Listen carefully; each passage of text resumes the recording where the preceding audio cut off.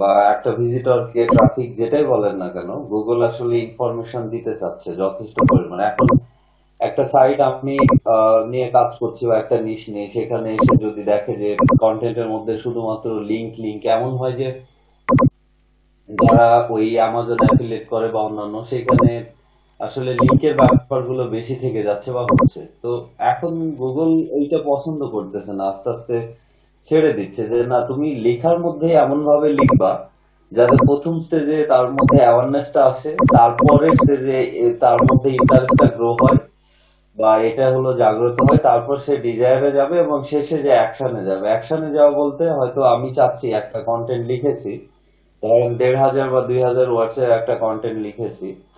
তো content as a reader হিসেবে যখন একজন পড়ছে আমার কন্টেন্টটা, তো ওইভাবে কন্টেন্টের মধ্যে এই বিষয়টা ইমপ্লিমেন্ট করে দেওয়া। এবং আমার যদি উদ্দেশ্য থাকে যে কন্টেন্ট পড়ানোর পরে আমি কোনো কিছু তাকে আহ, করব, কি বলে হচ্ছে, তার কাছে কোনো কিছু সেল করব, তাহলে শেষে যাতে সে অ্যাকশনে চলে যায় আমার কন্টেন্টটা পড়ে। অথবা দেখা যাচ্ছে আমি কোনো লিঙ্কে নিয়ে যাচ্ছি বা আমি কোনো সার্ভিসে নিয়ে যাচ্ছি, আমি কোনো প্রোডাক্টে নিয়ে যাচ্ছি, যেটাই হোক না কেন এই মডেলটা করতে হচ্ছে। তো এরকম একটা ব্যাপার আছে, এটা যদিও রাইটাররা বিষয়টাকে ফুটিয়ে তুলতে পারে। পাশাপাশি দেখবেন ভালো ব্লগ গুলো যখন পড়েন আপনারা, তখন কিন্তু ওই যে পড়তে পড়তে আসলে দেখবেন একটা কন্টেন্ট শেষ হয়ে যাচ্ছে, তার মানে আপনার ভালো লাগতেছে, সেই ব্যাপারগুলো কিন্তু ইমপ্লিমেন্ট করা হয় কন্টেন্টের মধ্যে। ঠিক আছে, ওইভাবে কিন্তু কথাবার্তা বলা হয়। তো এটা একটা মডেল। এখন এইটা মডেলের সাথে আরেকটা যোগ হয়ে গেছে, আপনারা এটা একটু পড়ে নেবেন। সেটা হচ্ছে এই যে রিটেনশনটা, এটা একটা ব্যাপার। এই যে এখানে আপনারা দেখতে পাচ্ছেন অ্যাকশনের পর রিটেনশনটা এটা চলে আসছে। তো পুরোটা পড়বেন একটু। এটার মধ্যে শুধু এই যে অ্যাকশন পর্যন্ত এটা তো ছিল, এটা একটু পড়লে আসলে আপনাদের এগুলো আসবে। তো এটা একটু মাথায় রাখেন। জাস্ট এগুলো আসলে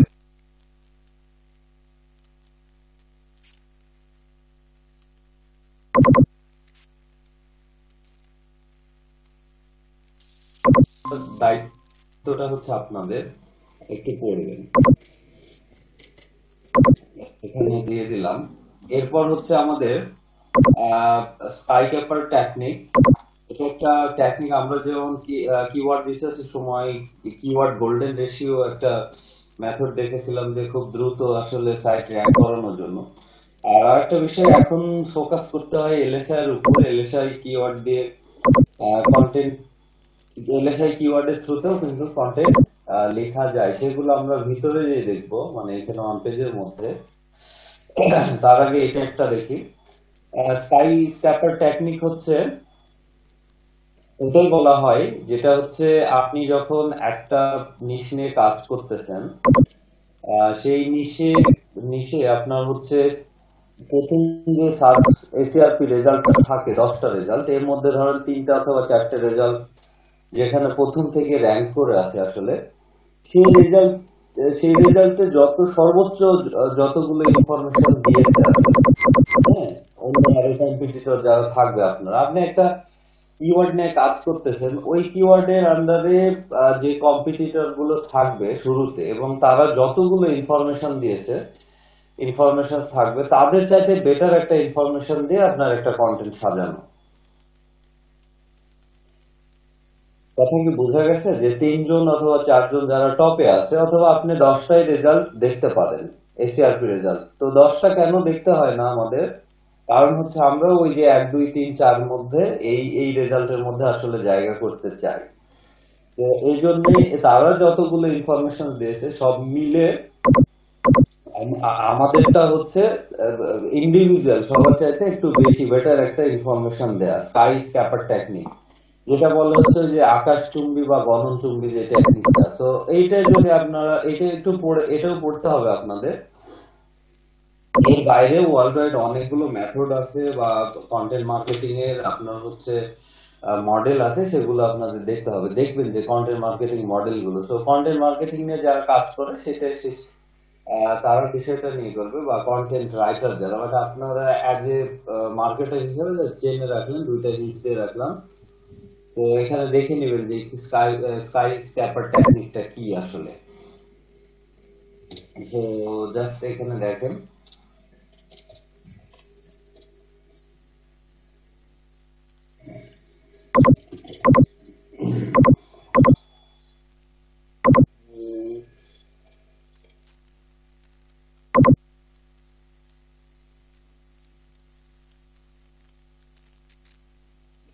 ওকে আমরা এটাতেই আসছিলাম। এটা হলো এরাক্সের ব্লগে লেখা আছে এইটা। তো আমি এতটুকু দেখি কোথায় এটা ইমপ্লিমেন্ট করা আছে। এখানে দেখেন দুইটা ব্যাপার আছে, একটু আপনারা যাতে না হন। একটা হচ্ছে লিঙ্ক বিল্ডিং স্ট্র্যাটেজি বলছে, যেখানে কি বলতেছে, improve existing popular content and replicate the backlinks. অর্থাৎ ব্যাকলিংকের ক্ষেত্রে তারা এটাকে বোঝাইছে, বাট আমাদের আসলে এটা কন্টেন্ট মার্কেটিং এর বিষয়। ব্র্যান্ডিং এর ব্যাকলিংক থেকে দেখবেন, আমরা একটু কাজ করি, সেটা হলো ব্যাকলিংক করতে চলে যান।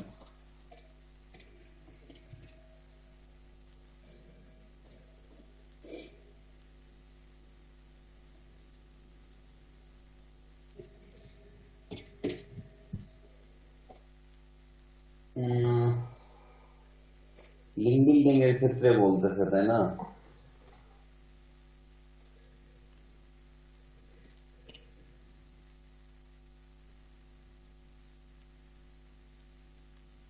আচ্ছা, এটা আরেকটু ডিপলি আমরা বুঝাবো একটু, তাহলে অন পেজে আমরা চলে যাই, ওইখানে আমি বুঝাবো এটা একটু ডিপলি। শুধু আমি যেটা বাংলাতে বললাম ওইটা মাথায় রাখেন আপাতত, যে সাইজ ক্যাপার টেকনিকটা কি, এতটুকু ব্যাপার, ঠিক আছে?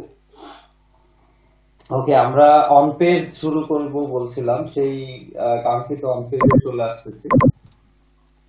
নোটপ্যাডে যাব।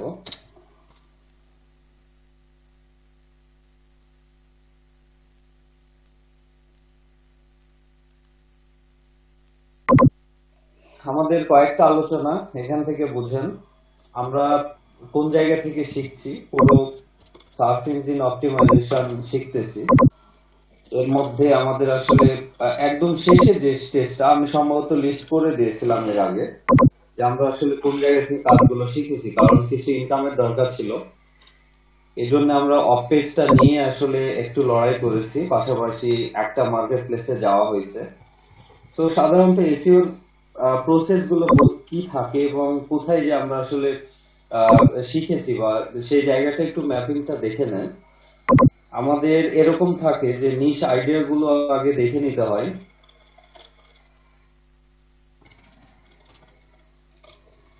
নিশ আইডিয়াস গুলো, এবং নিশের আইডিয়াস হয়ে গেলে এগুলো মার্কেট ভ্যালু দেখতে হয়। মার্কেট ভ্যালু দেখতে হয়। একটা এসইও প্রসেস বলতেছে, এসইও প্রসেস অনেকে অনেক ভাবে কিন্তু এক্সপ্লেন করবে, তো একটু আমার মতো করে আমি জাস্ট করে দিচ্ছি। তারপর হচ্ছে এখানে কম্পিটিটর দেখতে হয়,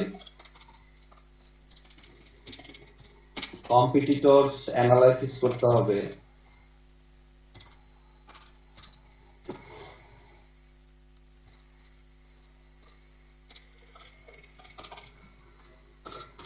তারপর আসতেছে, এগুলো লেখার দরকার নেই, আমি ফাইনাল লিস্ট একটা দিয়ে দিব।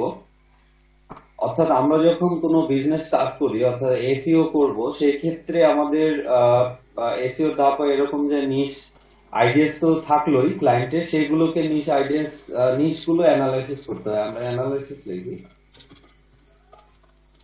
অ্যানালাইসিস করতে হয়, তারপর সেগুলো মার্কেট ভ্যালু দেখতে হয় এবং ডাটা কালেকশন করতে হয়।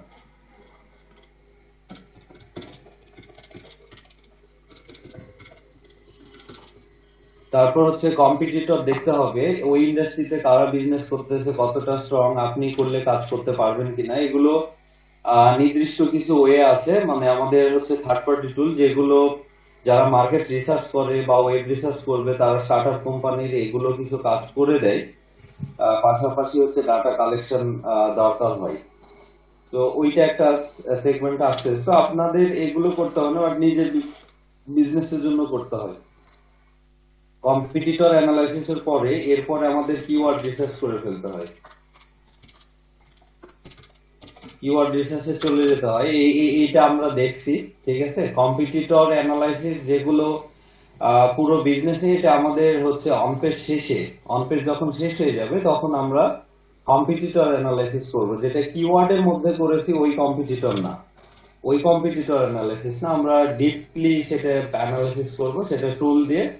পাশাপাশি তাদের ওয়েবসাইটে সব ইনফরমেশন গুলো, এই যে আপনার ডাটা কালেকশন গুলো করবো কম্পিটিটরের, এটা একটা ব্যাপার। এখানেও ডাটা কালেকশনের একটা ব্যাপার আছে।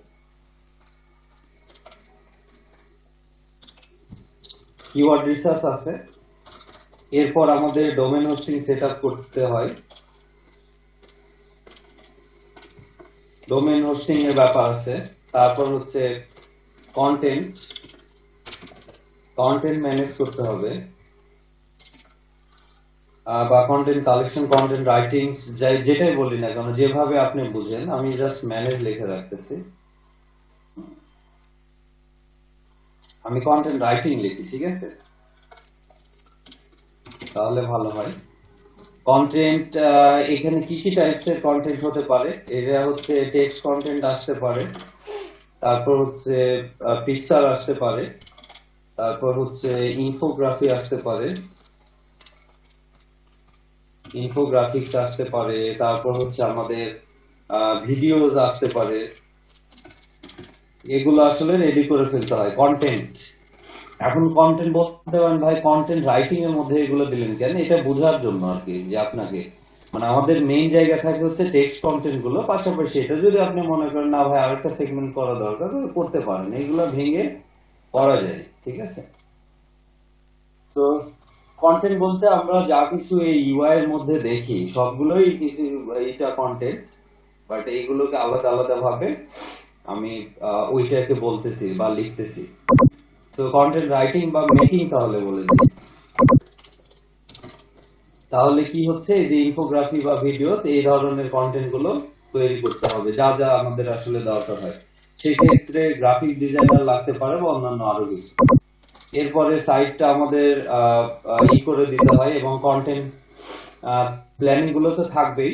কন্টেন্ট কিভাবে কি করি, অর্থাৎ ওই মান্থলি একটা শিডিউলিং করে আমরা হচ্ছে ওই কন্টেন্ট গুলো পাবলিশ করবো, সেটা একটা ব্যাপার থাকে। এরপরে আমাদের সোশ্যাল মিডিয়া গুলো সেট আপ করে নিতে হবে। সব বিজনেসের ক্ষেত্রে সব সোশ্যাল মিডিয়া আসলে হয় না, তো সুইটেবল না। তো এখন যেটা যে বিজনেসের ক্ষেত্রে যায়, অর্থাৎ ফেসবুক যেমন সব প্ল্যাটফর্মের ক্ষেত্রে, সব বিজনেসের ক্ষেত্রে ব্যবহার করে থাকি, টুইটারও ব্যবহার করা যায়, TW লিখে দিচ্ছি, তারপর আইজি, ইনস্টাগ্রাম, এখন এরকম ধরনের আরো যতগুলো আছে আসলে ইউটিউব।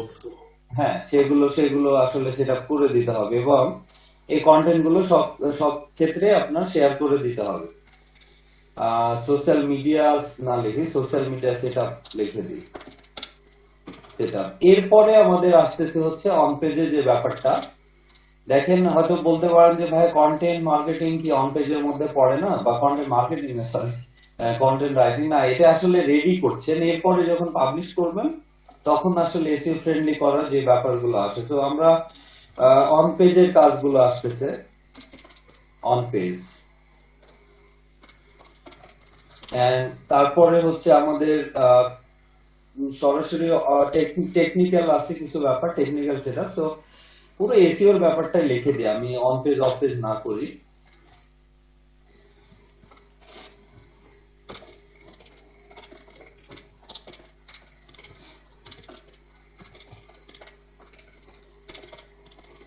সার্চ ইঞ্জিন অপটিমাইজেশন, এর মধ্যে আমরা এভাবে বলতে পারি যে আমাদের এখানে কয়েকটা ব্যাপার থাকবে, যেটা হচ্ছে অন পেজ অপটিমাইজেশন। একটা বিষয় ভালো করে লক্ষ্য রাখবেন, আমাদের দুইটাই ব্যাপার, আগে যেমন ছিল হচ্ছে অন সাইট অপটিমাইজেশন, এখন অন পেজ হয়েছে। বাট একটা ব্যাপার জানেন, আমরা ওল্ড হলেও আমাদের অন সাইট অপটিমাইজেশনে কিছু ব্যাপার থাকে। সো আমি এটাকে অ্যাড করে দিই, অন্যরা অ্যাপ্রিসিয়েট করবে না হয়তো, বাট আমি এটা করে দিচ্ছি আপনাদের, এটা সাপেক্ষে আমি বুঝিয়ে দিচ্ছি, এবং কাজগুলো আছে।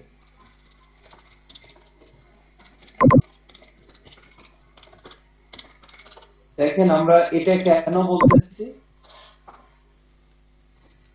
প্রথম দিকে আমরা অন সাইট অপটিমাইজেশন বলতাম, অফ সাইট অপটিমাইজেশন, অর্থাৎ আগে হতো কি যে আমাদের শুধুমাত্র যে মেইন ডোমেনটা ওইটা নিয়ে কাজ করা হতো, ওইটা র্যাঙ্কের জন্য চেষ্টা করা হতো। এখন গুগলে সার্চ করলে মেইন যে ডোমেনটা যদি আমরা কোনো বিজনেস নেমের সাথে ম্যাচ না করে যাই, তাহলে মেইন ডোমেন কিন্তু আমাদের সার্চ রেজাল্টে আসে না ততটা, একটা দুইটা তো আসতে পারে।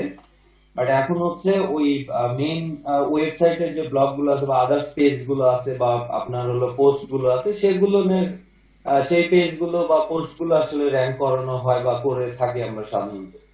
তো এখন এই জন্য হচ্ছে অন পেজ পেজ ধরে ধরে অপটিমাইজ করতে হয়, এবং হচ্ছে অফ পেজ অপটিমাইজেশন বলা হয় যখন, অর্থাৎ আপনারা দেখছেন পেজ গুলো অপটিমাইজ করা হচ্ছে বা অফ পেজের জন্য বা লিঙ্ক বানানো হচ্ছে। তো এখনো কিন্তু আমাদের দুইটা ব্যাপার আছে, একটা হচ্ছে অন অন পেজ অপটিমাইজেশন এবং অন সাইট অপটিমাইজেশন। সাইট বলতে কি ওয়ান টাইম পুরো সাইটের জন্য কিছু অপটিমাইজেশন ব্যাপার আছে। আমাদের পেজ লেভেলেও অপটিমাইজ করার জন্য কিছু ইস্যু আছে, মানে কিছু অপশন থাকবে বা করতে হয়, আবার সাইট লেভেলেও করতে হয়। সাইট লেভেলে কি কি করতে হয় এগুলো পরে লিস্ট করব আমরা, ঠিক আছে? আমরা যদি চলে আসছি সেক্ষেত্রে লিস্ট করব। তো এই জন্য আমাদের সাইট লেভেলটাও ধরতে হবে বা সাইট লেভেলটাও বলে। এখন সবাই অন পেজের মধ্যেই এই সাইট লেভেলের কথাবার্তা লিখে দেয়। তো এটা একটা ব্যাপার থাকে, আপনারা দেখবেন বা নেক্সট ক্লাসগুলো যেগুলো হবে সেটাতে আপনারা দেখতে পাবেন। এরপরে আমরা বলতেছি অফ পেজ, এটা সাইট হয় না,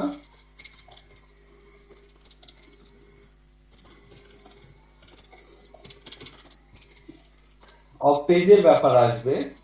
আর সোশ্যাল মিডিয়া সেটআপ বলেন বা যেটা বলেন, আমরা যেটা পরবর্তীতে একটা ম্যাপিং আপনাদের দিয়ে দিব, ফ্রেশ একটা ওয়েবসাইট, নতুন একটা ওয়েবসাইটে কি কাজ করতে হবে। আর দেখা যাচ্ছে যে হচ্ছে ক্লায়েন্ট কোনো এক্সিস্টিং বিজনেস নিয়ে আসতেছে, হয়তো 1 বছরে এই করছে, তার সাইটটা কিভাবে কাজ শুরু করবেন আপনাকে যদি সার্চ ইঞ্জিন অপটিমাইজেশনের জন্য হায়ার করা হয়। সেই ক্ষেত্রে আপনি সাইটগুলো অডিট করার যে ব্যাপারটা থাকে, যে কোন কোন জায়গায় ল্যাকিংস আছে এবং কোন কোন জায়গা থেকে শুরু করতে হবে, তাহলে আপনাকে এই পুরো ব্যাপারটা আগে শিখতে হবে। অর্থাৎ শেখা বলতে এই যে অন পেজে যে আসতেছি সব শিখলে তখন আপনি সাইটের ফল্ট গুলো ধরতে পারবেন বা অন্যান্য আরো কিছু। ওকে, অফ পেজের পরে আমাদের যে ব্যাপারটা আসতেছে সাইটের ট্র্যাকিং গুলো। ট্র্যাকিং বলতে এখানে অডিয়েন্স আছে, অডিয়েন্স আছে, একটু দেখি আমি।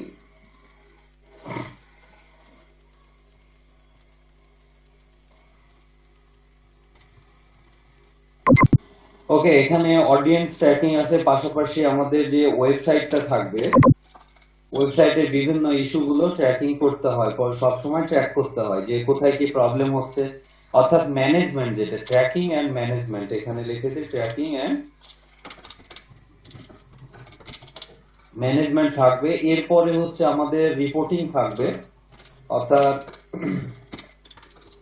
যদি ক্লায়েন্ট সার্ভিস মানে ক্লায়েন্টের সার্ভিস প্রোভাইড করি তাহলে রিপোর্টিং এর ব্যাপার আছে। এগুলো হচ্ছে আমাদের যেমন উইকলি আসে, উইকলি কিছু রিপোর্টিং আছে, তারপর হচ্ছে মান্থলি মান্থলি আছে। এটা হচ্ছে আমাদের করতে হবে, এবং ডেইলি বেসিসেও কিছু থাকবে, রিপোর্ট করতে হয় যখন ফুল এসইও সার্ভিস গুলো আপনি দিবেন, কেমন? আর শেষে যে আমাদের রিমার্কেটিং এর ব্যাপার আছে, রিমার্কেটিং, কেমন? এখন ব্যাপারটা হচ্ছে এটা শুধু এসইওর জন্য আমরা এগুলো লিখলাম, ধাপগুলো লিখতেছি। এখানে যখন আপনি একটা বিজনেস স্টার্ট করবেন তখন দেখা যাচ্ছে নিশ আইডিয়া কালেকশন বা নিশ নিয়ে রিসার্চ অ্যানালাইসিস হয়। তো আমি এটা দিলাম যে কোনো এক্সিস্টিং বিজনেস হোক অথবা আপনি যেটাই করেন না কেন, নিশ অ্যানালাইসিস করা, যে আপনি কোন ইন্ডাস্ট্রিতে কাজ করছেন এটা। এখন কেউ যদি অ্যাফিলিয়েট মার্কেটিং করে সে তার ক্ষেত্রে ওইটা, কেউ ব্লগ স্টার্ট করে সেটার ক্ষেত্রে একটা ব্যাপার। অবশ্য ব্লগের মাধ্যম দিয়ে অ্যাফিলিয়েট করা যায়, সেগুলো একটা ব্যাপার। এরপরে সেটার একটা মার্কেট ভ্যালু থাকে বা সেটা কেমন আসলে ডিমান্ড, মানে সেটা কি কেমন আসলে আপনি সামনে কাজ করতে পারবেন বা কেমন প্রফিট হবে সেই ব্যাপারগুলো, এবং কতটা হবে আপনার কাজ করতে কঠিন হবে না সহজ হবে, এই ব্যাপারগুলো আসে। এবং ডাটা, আসলে অনেকগুলো ডাটা নিতে হয়। যেমন ওই যে 4-5টা যে কম্পিটিটর আপনি ধরবেন আপনার নিশ নিয়ে, যে আপনার নিশে আপনার ইন্ডাস্ট্রিতে যে ভালো সার্ভিস দিচ্ছে, তাদের অনেকগুলো ডাটা নিয়ে নিতে হয়। তারা কোন কিওয়ার্ড নিয়ে কাজ করতেছে, তারা ওই একটা নিশের মধ্যে কি কি টপিকস নিয়ে কাজ করতেছে, মানে সাব ক্যাটাগরি গুলো। একটা ক্যাটাগরি তো আপনি কাজ করবেন, তার মধ্যে সাব ক্যাটাগরিজ গুলো, বা আপনি যদি এক্সিস্টিং বিজনেস পান সেই ক্ষেত্রে তারা কি কি নিয়ে কাজ করতেছে, এবং ওইটার আন্ডারে কোনগুলো কম্পিটিটর থাকছে, তারা কোন কোন কিভাবে কন্টেন্ট লিখতেছে, বা কি কি ইনফরমেশন আসলে অডিয়েন্সদের প্রোভাইড করছে, তারা কেমন ভিজিটর পাচ্ছে, এবং ভিজিটর পেলেও কোন টপিকের মধ্যে। আমি ধরেন একটা কথা, হেয়ার নিয়ে ধরেন কাজ করতেছি, ঠিক আছে, হেয়ার নিয়ে ধরেন লাইফস্টাইল ক্যাটাগরির মধ্যে হেয়ার নিয়ে কাজ করছি। হেয়ারের মধ্যে কিন্তু অনেক ধরনের আছে, ছেলে মেয়েদের তো ব্যাপার আছে, পাশাপাশি অন্যান্য আরো ইগুলো আছে। তো ওইটা এখন তারা কোন কোন সেক্টর থেকে বা কোন ইন্ডাস্ট্রি থেকে আসলে এইগুলো পাচ্ছে ট্রাফিক, এবং কোন ধরনের কন্টেন্ট জেনারেট করলে বেশি ওয়ার্ল্ড ওয়াইড পাচ্ছে না কোনো কান্ট্রি থেকে পাচ্ছে, এগুলো সব প্রচুর ডাটা আছে যেগুলো কম্পিউটার নিয়ে নিতে হয়। এবং ওই ট্র্যাকে আমাদেরকে সামনে এগিয়ে যেতে হবে, কারণ আমরা একটা রুমে হোম অফিসে বসে কিন্তু বুঝতে পারি না। যারা ধরেন 5 বছর ধরে কাজ করতেছে, আমি একটা নিশ নিয়ে কাজ করবো, আপনি এমন নিশ বের করতে পারবেন না বা আইডিয়াস যেটা কেউ কাজ করে না অনলাইন। এখন 21 আপাতত কেউ কাজ করে না এমন কোনো আইডিয়াস আপনি বের করতে পারবেন না। তাহলে কি হচ্ছে, কেউ না কেউ কাজ করতেছে, কেউ না অনেক মানুষ কাজ করতেছে। তো ওই যারা 5 বছর 2 বছর ধরে কাজ করছে, তারা কিভাবে কি করছে সেই ব্যাপারগুলো আসলে আমাদেরকে 1 মাস ধরেই সেরে ফেলতে হয়, এর আগে না। তারপরে না আমাদের কিওয়ার্ড রিসার্চে, তারপর ডোমেন হোস্টিং এর ব্যাপার আছে, এরপর কন্টেন্ট ম্যানেজ করা, কন্টেন্টের, এরপর ওই যে ডেভেলপারের ব্যাপার থাকে। তো ওই এর মধ্যে আমি ধরছি, আমরা যদি এসইও টার্ম লিখছি, এই জন্য আমরা পুরো বিজনেস না, একটা জায়গা বুঝেন, এটা আমরা পুরো বিজনেস নিয়ে কথা বলতেছি না, এটা এসইও আসলে সার্চ ইঞ্জিন অপটিমাইজেশনের মধ্যে কি কি। এখন আপনি বলতে পারেন ভাই সার্চ ইঞ্জিন অপটিমাইজেশন তো এই যে দুইটা ব্যাপার, অন পেজ আর অফ পেজ ছিল, এইগুলো কোত্থেকে আসলো? তো হ্যাঁ, এটা ঠিক বলছেন, এটা কোত্থেকে আসলো। তো এগুলো আমরা যদি এসইও শিখতে যাই, তাহলে এগুলো আসলে আমাদের দরকার। যেমন কিওয়ার্ড রিসার্চ গুলো আলাদা হবে, এগুলো আমাদের শিখতে হবে। তো একটা ধারাবাহিক ভাবে লিখে দিলাম আমি এতটুকুন ব্যাপার, যে একটা বিজনেসের ক্ষেত্রে কি কি করবেন। এরপরে এগুলো সেলস ফানেল আছে, অর্থাৎ সেল জেনারেট করার জন্য, তো আপনার সার্ভিস হোক অথবা প্রোডাক্ট হোক, সেলস ফানেল করে ফেলতে হয়, যেগুলো এসইও সেটআপ যাবে, তারপর ওই পেইড অ্যাডস গুলো যাবে, গুগল অ্যাড বলেন বা ফেসবুক অ্যাড বলেন, যেটাই বলেন না কেন। তারপর হচ্ছে যেটা পিপিসি, তো অ্যাড এর কথা বললামই। আর এই নাই, এসইএম সার্চ ইঞ্জিন মার্কেটিং আছে, পাশাপাশি অন্যান্য আরো অর্গানিক এবং পেইড ওয়ে আছে, ঠিক আছে, ইমেল মার্কেটিং আছে। ওই সেলস ফানেল গুলো সেট আপ করতে হয় বাজেট বেশি থাকলে, ঠিক আছে। কারণ একটা বিজনেসের, এটা এসইও বুঝাইতে আসে বিজনেসের কথা আসতেছে, তো আসাটাই স্বাভাবিক। মেইন কথা হচ্ছে বিজনেসে যেমন একটা ফেসবুক পেজ এখন যদি আপনি নিয়ে কাজ করতে চান, আগে হতো কি অর্গানিক ওয়েতে ভালো রেজাল্ট আসতো, এখন তো আপনার অর্গানিক ওয়েতে আর রেজাল্ট নাই, তাই না?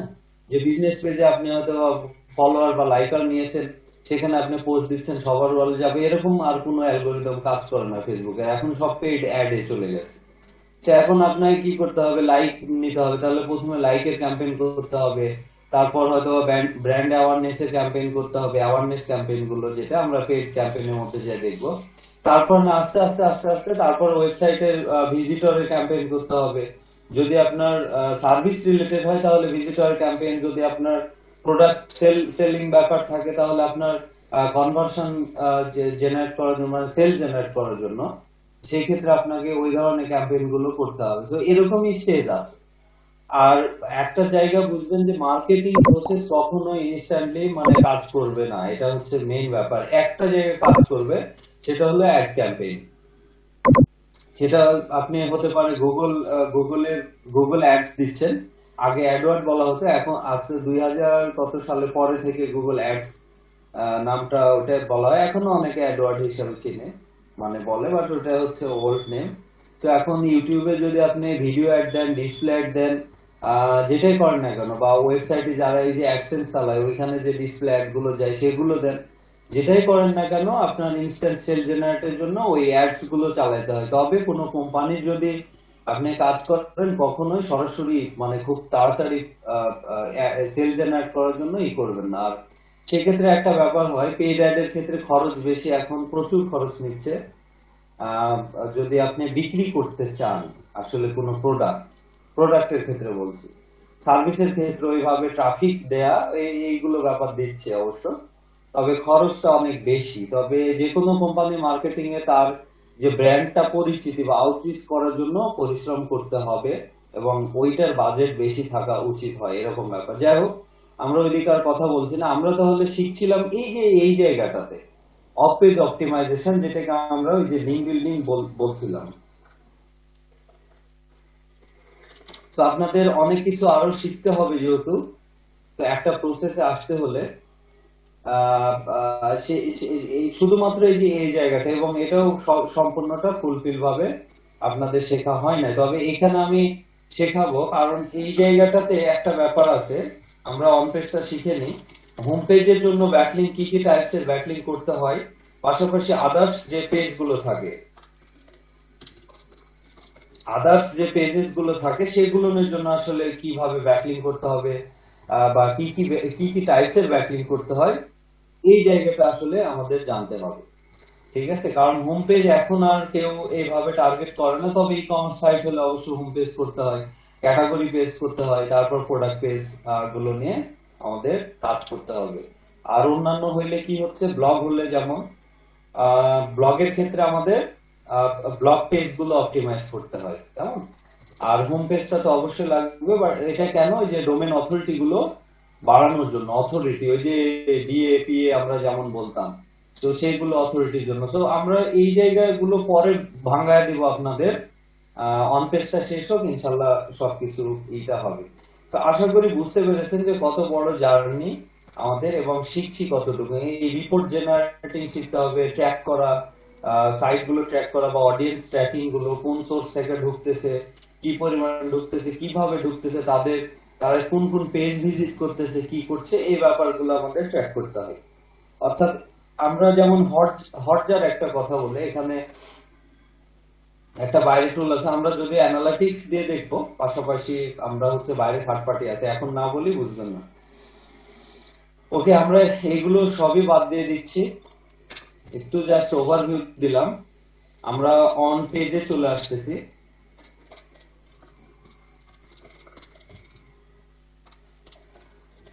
তো এক একটা জায়গার মধ্যে অনেক কিছু আলোচনার ব্যাপার আছে। অন পেজ বলতেছি, স্ল্যাশ দিব, অন সাইট কাকে বলা হতো, তো সাইট লেভেলের কাজ থাকবে, এই জন্য আমি অন সাইটটাও বলে দিচ্ছি।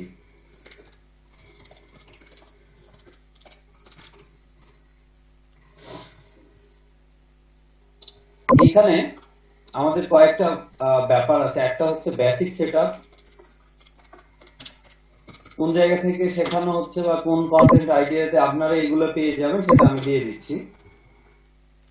বেসিক সেটআপের পর থাকবে আমাদের আসলে কিছু টেকনিক্যাল ইস্যু আছে,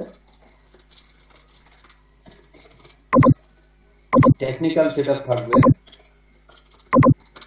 এরপরে আমাদের যেটা আরো কিছু অ্যাডভান্স ব্যাপার থাকবে, যেগুলোকে আমি কি বলি, আচ্ছা, বেসিক এন্ড টেকনিক্যাল দুইটাই বলি, দুইটাই বিষয়। ওকে, এরপরে আমাদের চ্যাপ্টার এরকম অনেকগুলো আছে, আমি কন্টেন্টটা দিয়ে দিচ্ছি আপনাদের।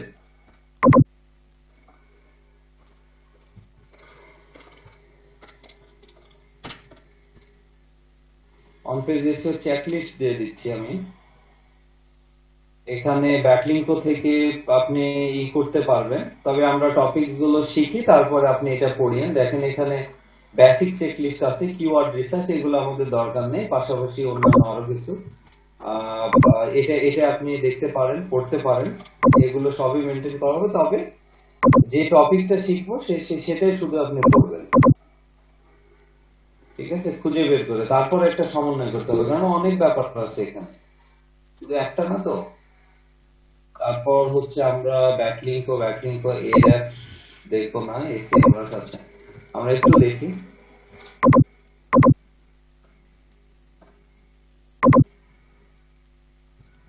না, এসে লিস্টটা দেখবো না আমরা।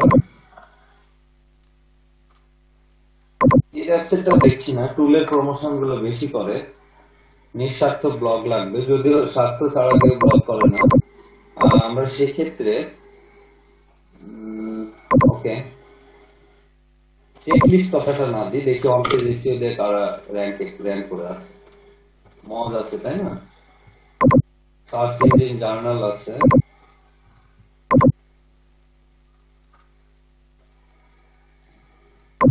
মজের ব্লগ গুলো ভালো, আপনারা পড়ে এখন বুঝবেন না। আচ্ছা, অন পেজ এখানেও দরকার নেই।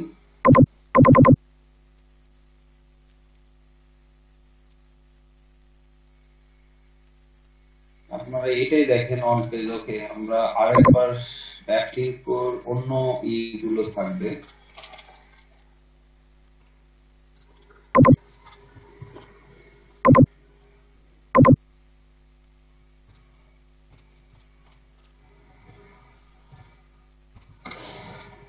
এসিও চেকলিস্ট দিব।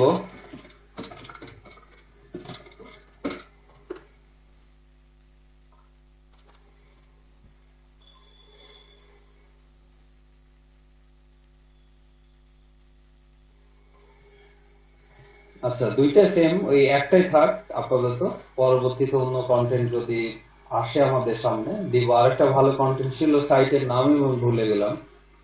ওকে, এটা প্রচুর অনেক বড় কন্টেন্ট, তো আমরা শিখে নিই আমাদের মতো করে, আস্তে আস্তে করে, তারপরে এইগুলো আপনি পড়ি।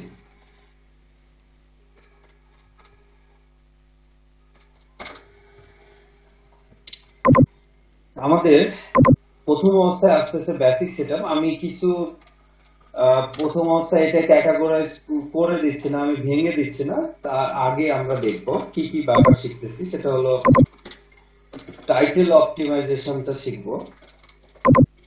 ওকে, আমরা প্রথমে লিখে নিই ইওস এসইওটা।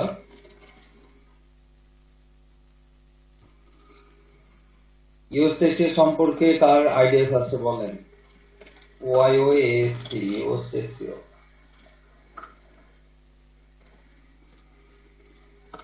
এই ওয়েবসাইটটা আপনারা দেখবেন, সরাসরি ios.com। একটা একটা করে আগে দেখেন, পরবর্তীতে আমরা ভাগ করে দিব, তখন ভালো বুঝবেন। আগে ভাগ করে দিলে আমার মনে হয় না যে ভালো বুঝতে পারবেন। এই ওয়েবসাইটটা আপনাদের পড়তে হবে, ফলো করতে হবে। যদি আমি এখানে টোটাল ব্যাপারটাই শিখাবো। ইওস এসইও নাম্বার 1। আমরা ইম্পর্টেন্ট গুলো আগে লিস্ট করে নিই, দেন তারপরে অন্যান্য বিষয়। ইওস এসইও হচ্ছে আমাদের ওয়ার্ডপ্রেস দিয়ে যদি ওয়েবসাইট চালায়, কোনো যদি ব্লগ চালায় অথবা কোনো ধরনের কিছু, তো ওয়ার্ডপ্রেসের একটা টুল বা প্লাগইন, একটা অ্যালগরিদম, যেটা বলেন না কেন, আমাদের এসইও করার ব্যাপারগুলোকে আসলে সহজ করে দেয়। বাট এটা নয়, আগে কনসেপ্টটা নেন যে ইওস এসইও এটা একটা প্লাগইন বা একটা টুলস বা একটা সফটওয়্যার, যেটা বলেন আপনি, যেভাবে চিন্তা করেন, আমাদের সার্চ ইঞ্জিন অপটিমাইজেশন, মানে আমাদের যে কন্টেন্ট গুলো থাকবে বা আমাদের বিজনেসকে সার্চ ইঞ্জিনে অপটিমাইজ করতে হেল্প করবে। বিভিন্ন ধরনের ইস্যু আমরা যদি মিস করে ফেলি, সেগুলো আমাদেরকে রিমাইন্ড দেবে, বা আমাদের হচ্ছে কি যে এগুলো ইমপ্লিমেন্ট আছে বা অপটিমাইজেশন আছে যে টপিক গুলো, সেগুলো আসলে অপটিমাইজ করতে হেল্প করবে এই টুল। বাট একটা বিষয় যে ইওস এসইও যা বলবে সেটা আমাদেরকে নিতে হবে বা সে অনুযায়ী চলতে হবে, এটা ব্যাপার না। মানে ওইটা বিষয় না যে ইওস এসইও কি বলতেছে। ধরেন এটা আপনার হেল্পার, আপনি সার্চ ইঞ্জিন অপটিমাইজেশন করতে আপনার বিজনেসকে এই টুলটা বা প্লাগইনটা আপনাকে হেল্প করবে সব অন পেজের ক্ষেত্রে, অন পেজ অপটিমাইজেশনে, এবং কিছু অটোমেশন, অটোমেটেড কিছু কাজ করে দেয় ইওস এসইও। ওয়ার্ডপ্রেসের জন্য অন্য ক্ষেত্রে কিন্তু ইওস এসইওটা ব্যবহার করা হয় না, বা অন্য ক্ষেত্রে এটা করা যায় না।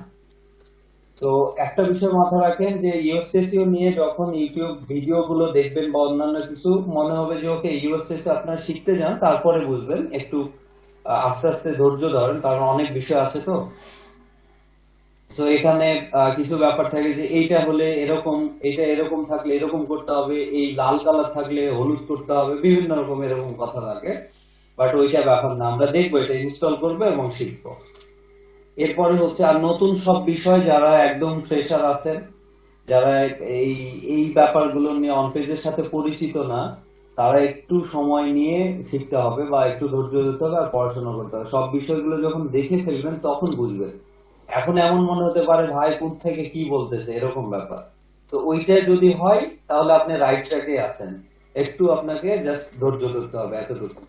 ওকে, ইওসিসির পরে এটা যখন সেট আপ হয়ে যাবে এবং কনফিগার হয়ে যাবে, তখন আমরা ওয়ার্ডপ্রেসের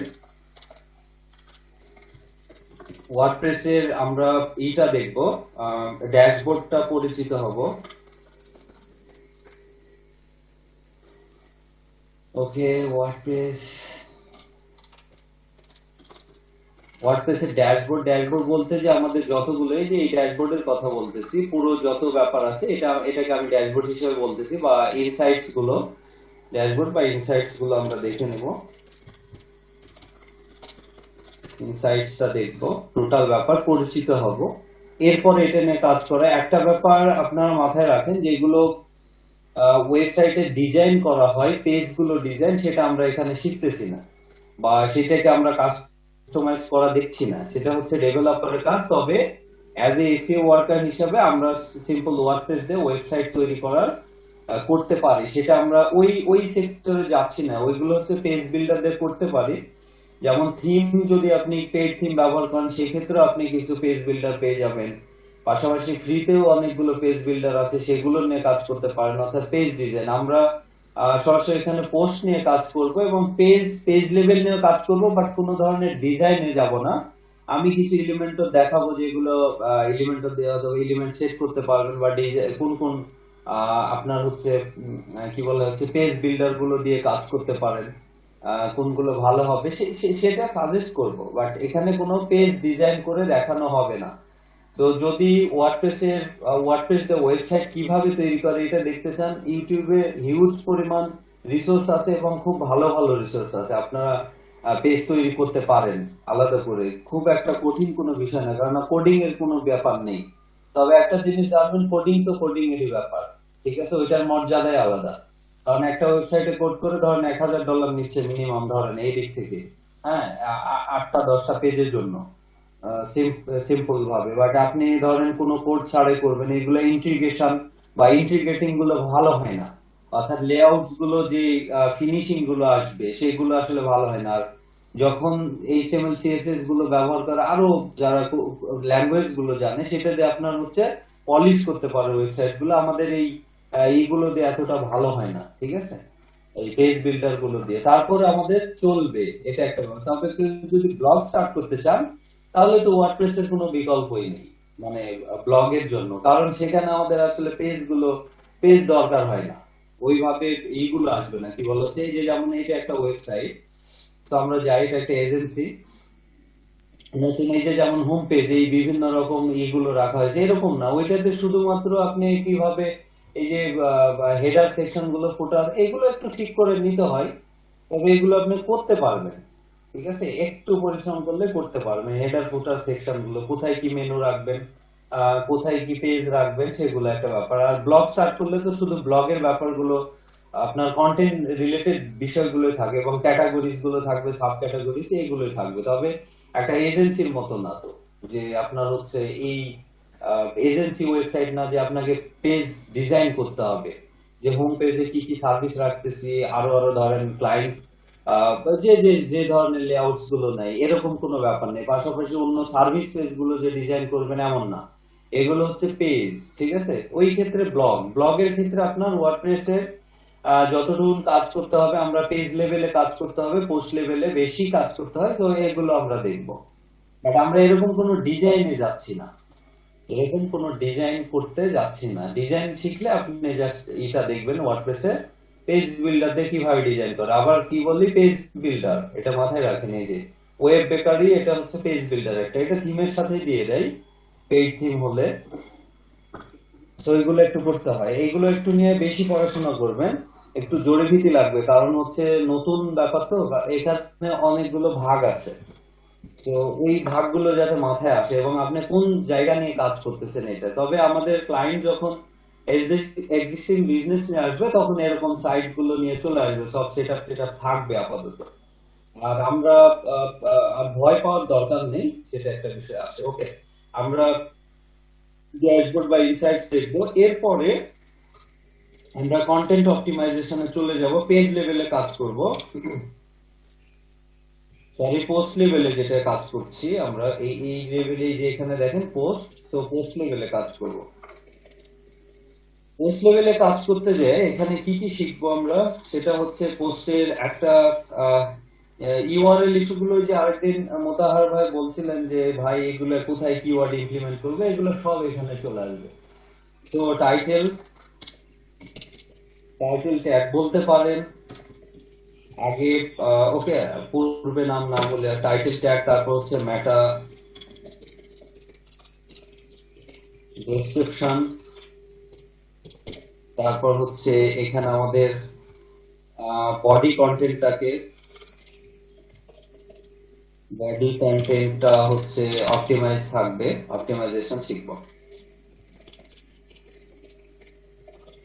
অপটিমাইজেশন, বডি কন্টেন্ট অপটিমাইজেশনের মধ্যে কি কি আসে, ওই যে আমরা ইমেজ অল্টার ট্যাগ বলেন, ইমেজ যদি অ্যাড করি এর মধ্যে, তারপর হচ্ছে কি বলে হচ্ছে আমাদের এক্সটার্নাল লিংক যেটা ছিল, মানে আউটবাউন্ড লিংক ছিল, তারপর ইনবাউন্ড লিংক ছিল, কিওয়ার্ড হচ্ছে ফার্স্ট 100 বা 150 এর মধ্যে রাখা, তারপর হচ্ছে কোথায় কোথায় এলএসআই ব্যবহার করব, তারপর হচ্ছে H1 ট্যাগ গুলো আছে, মানে হেডিং ট্যাগ, H1 না, H1 থেকে H6 পর্যন্ত ট্যাগ, সেই ব্যাপারগুলো আসলে এর মধ্যে আসবে। তো আমি ওইটাই এখানে আবার নিচে বলে দিচ্ছি, হেডিং ট্যাগ গুলো, এইচ ট্যাগ গুলো, H1 থেকে আমাদের H6 পর্যন্ত ট্যাগ থাকে, সেগুলো সেট আপ যাবে।